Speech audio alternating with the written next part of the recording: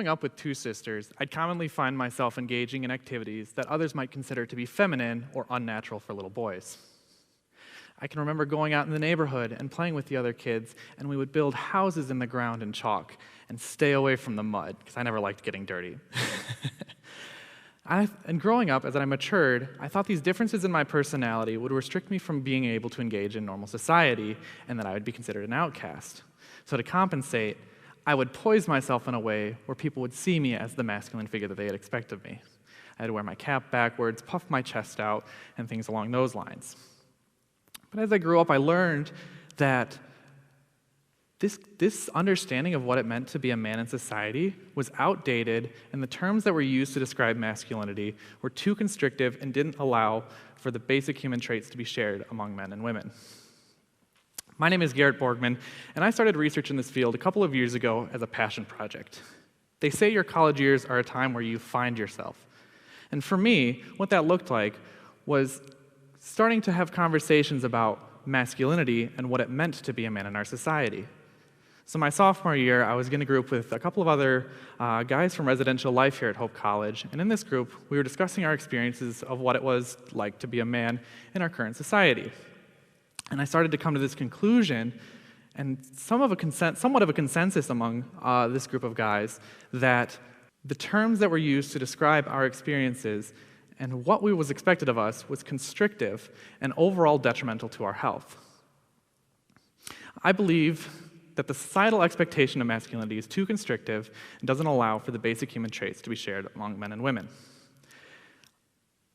And I believe by loosening these terms, we can move towards a society where men are more comfortable experiencing emotion and more willing to understand the consequences of their actions. And all of this in order to address the evident issue of hegemonic masculinity that we see in our society. The first instance I can remember where my view of masculinity was challenged was in elementary school during my involvement in football. See this cute little picture of me? I was 9 years old at the time. I can remember I was a defensive right tackle. And because of my body size, I was able to weave past the offensive line and sack the quarterback quite frequently. So I was pretty exceptional at the sport, but the reality was I hated it. There was something about pinning kids down and hurting them. I can remember the fear in their eyes and the pain that they had experienced, and that was always so unsettling to me. Now, anyone who knows me would say that I am what you refer to as a gentle giant. And what this led me to do is have a difficult conversation with my father. Now, my father is a cookie-cutter image of what it meant to be a man in the 20th century. He was emotionally stoic and really into sports. So you can imagine how difficult it was for me to tell him that his only son was no longer interested in playing football.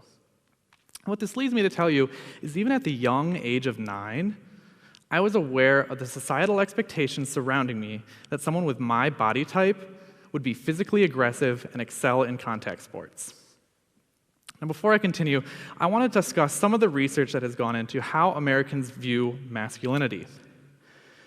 I want to start off by looking at how adults see masculinity, and in this case, 53% of respondents said that they look up to a figure that is manly or acts masculine. Going beyond that, they look to see how these correspondents saw this viewing of masculinity. And what is seen is that 60% said it was a good thing, while 37% saw it negatively. It also broke it down into political affiliations of the correspondents. And that's kind of where I raised some challenge. As is shown, there's a significant difference in how masculinity is viewed across party lines.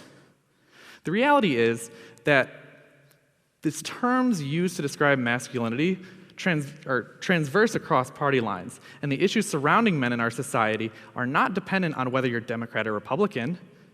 There's a disproportionate amount of men in our society that die by suicide each year.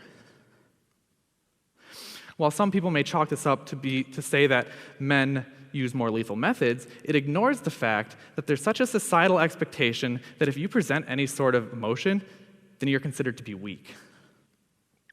The study also looked into how race, education levels, and political affiliation influences someone's view of masculinity.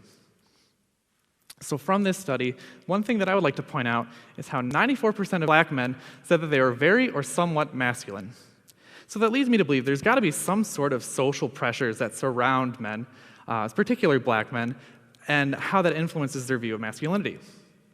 So I was reading a book called Between the World and Me by Ta-Nehisi Coates. And in this book, he discusses his experience of what it was like to grow up as a black man in America. At a particular point in the book, he talks about this concept of surviving on the streets, that in order to be able to thrive and live into adulthood, there's such a focus around surviving on the streets, and what that meant for him was taking a lot of hyper-masculine roles. And what this leads me to tell you is that this issue is so multifaceted. There's not one simple solution to it. That race, gender, socioeconomic status, sexual orientation, and religion are all contributing factors to why it's more difficult for men to break away from these hypermasculine roles. Now, the study I was most interested in was how men see the societal pressure surrounding them and how they experience emotion. More than 8 in 10 men say that there's somewhat or substantial pressure surrounding them that they should appear emotionally strong.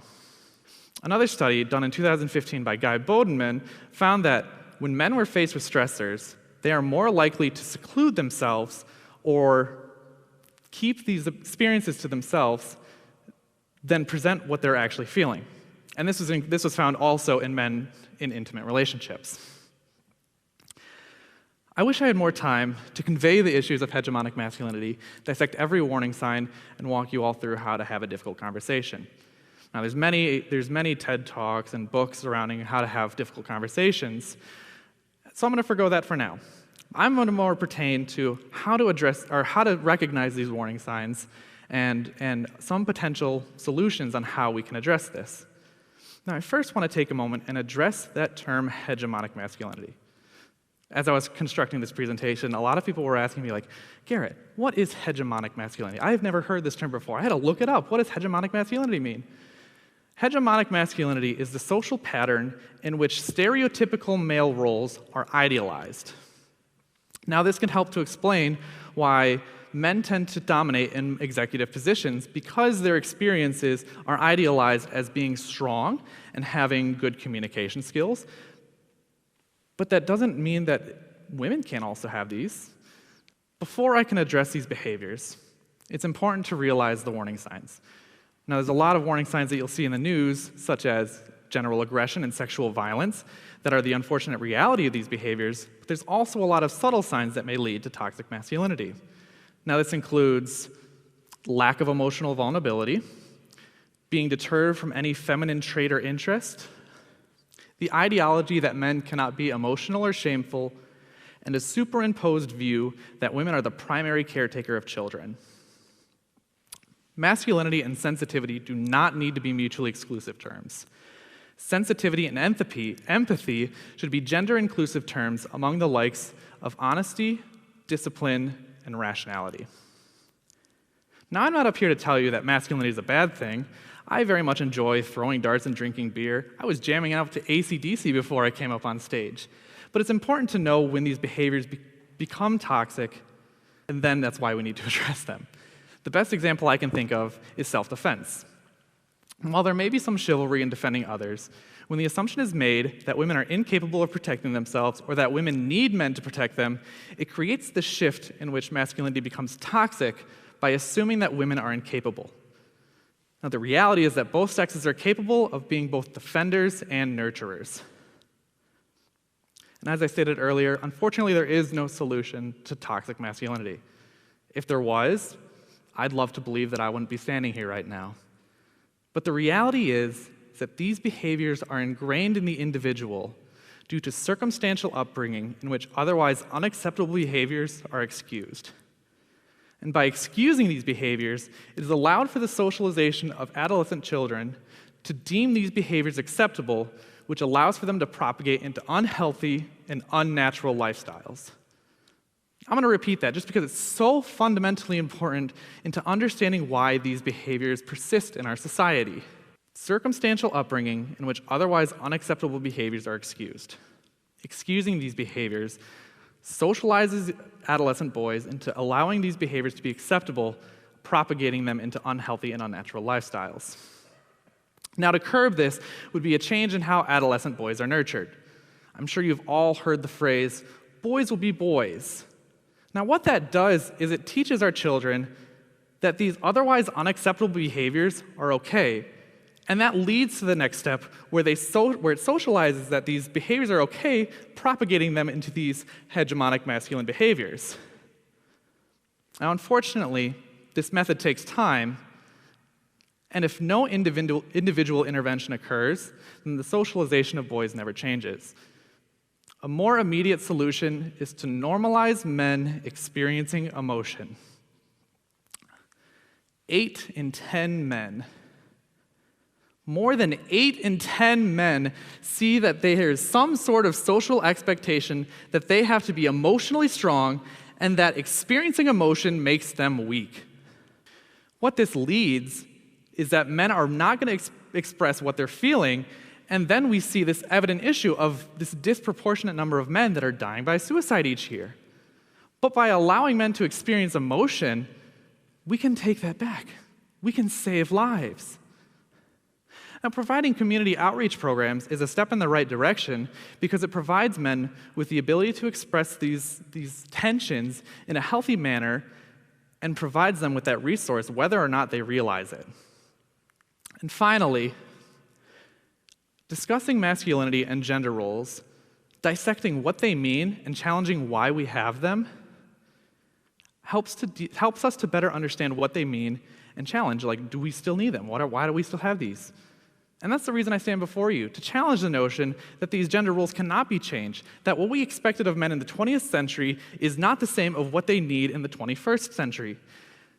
Our current understanding of masculinity is too constrictive and doesn't allow for the basic human traits to be shared between men and women.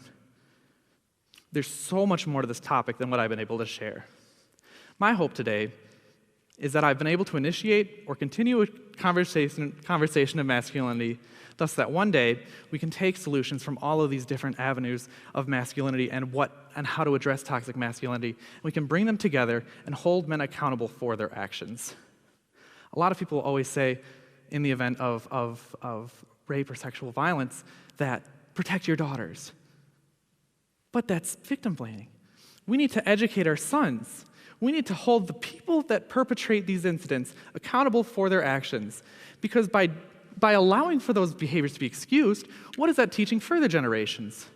We need to move past a society where men are not able to experience emotion because it's being detrimental to their overall health. Thank you.